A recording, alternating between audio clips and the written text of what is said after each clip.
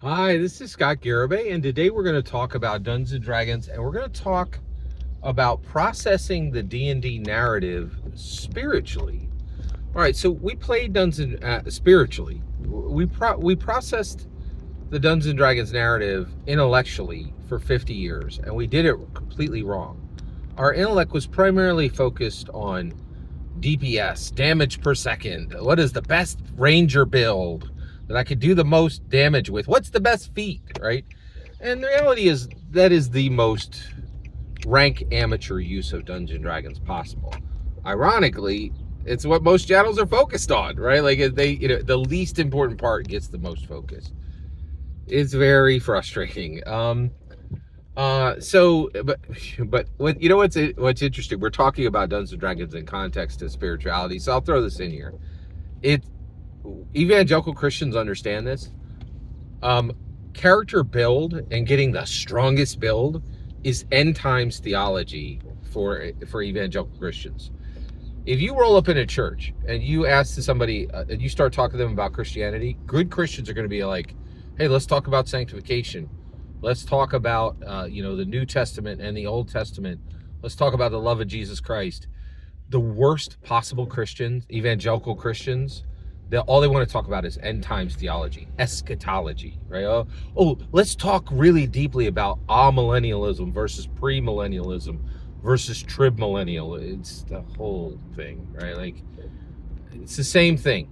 The worst Dungeons and Dragons players focus on character build. It is a sign, right? That's saying, hey, I'm not really that.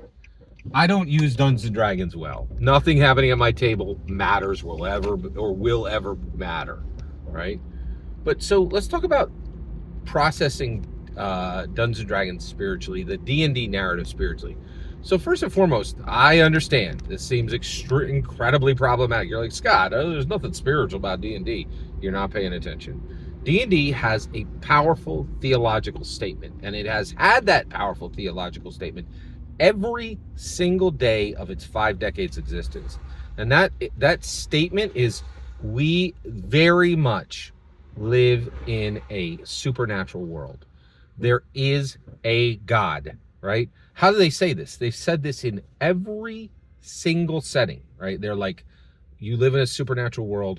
The idea of whether gods are powerful and can heal people and can transform people's lives is not a question here.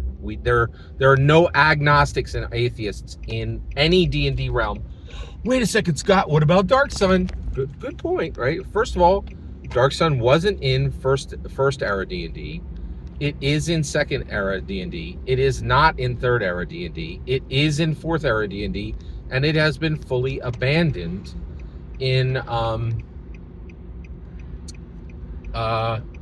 fifth era D&D. Right, so Dark Sun never worked, right? And I think, and it's why after 1 decade of 2014 era D&D, you've never seen Dark Sun. So that is the first spiritual truth in my humble opinion, that we walk away from with D&D. Every single word you just heard is my humble opinion. What's important is where I get to hear your humble opinion when you get in the comments and send your traffic. Please consider liking and subscribing, and have a fetch millennium.